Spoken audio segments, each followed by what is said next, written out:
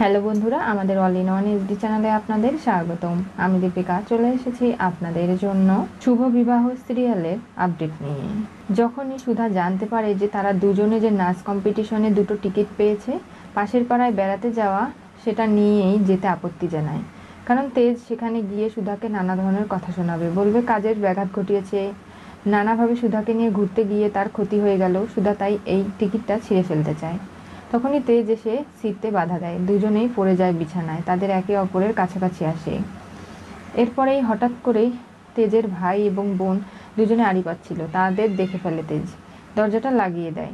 তালা দিতে গেলে তখনই মনে পড়ে যে না, সুধা একদিন তালা দিয়ে আটকে রাখতে চেয়েছিল বলেই চাবি হারিয়ে ফেলে নানাভাবে অসম্মানিত হতে হয়েছে, তাই আর দেবে না।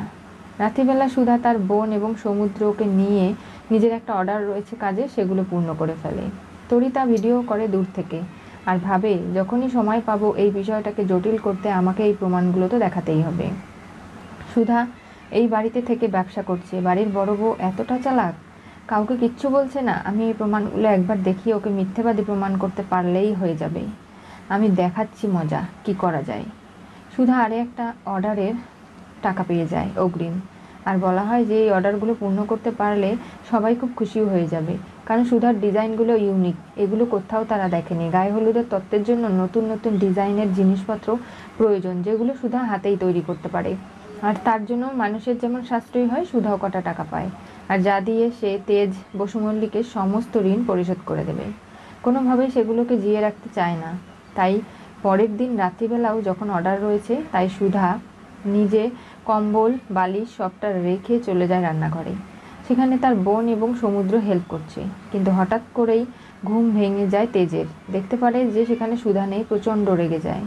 এদিকে ঠাম্মি এসেও সুধাকে রাত জেগে কিছু বানাতে দেখে, আর সেগুলো দেখেই অবাক হয়ে যায়। তাহলে সুধা আজকে এত সহজেই ধরা পড়ে যাবে? কি হতে চলেছে শুভ বিবাহ সিরিয়ালের পরবর্তী টুইস্টে? সুধার নতুন ব্যবসার অর্ডারের কাজের ভিডিও তরিতা রাখলো তেজকে দেখাতে প্রমাণ। আজকে যেভাবে সুধা নিজের ব্যবসা করে পরিবারকে দেখতে চাইছে, এটা তো অন্যায়ের কিছু নয়, কিন্তু বসু মল্লিক পরিবারে এগুলো অনেকটাই হয় না। আর তারপরেও সুধার জন্য কি আস্তে আস্তে নিয়ম পাল্টে যাবে? যুগের সাথে সবাইকে তাল মিলিয়ে চলতে হয়, কিন্তু সেই আমদাতা আম্বলের যুগে পড়ে থাকলে কখনো তো সুধা এই ব্যবসা করতে পারবে না। তেজ কি তাহলে জানার পরে রেগে গিয়েও সুধাকে সাহায্য করবে? জানতে চোখ রাখতে হবে আমাদের চ্যানেলে। পাশে থাকা বেল আইকনটি অবশ্যই করে ক্লিক করুন।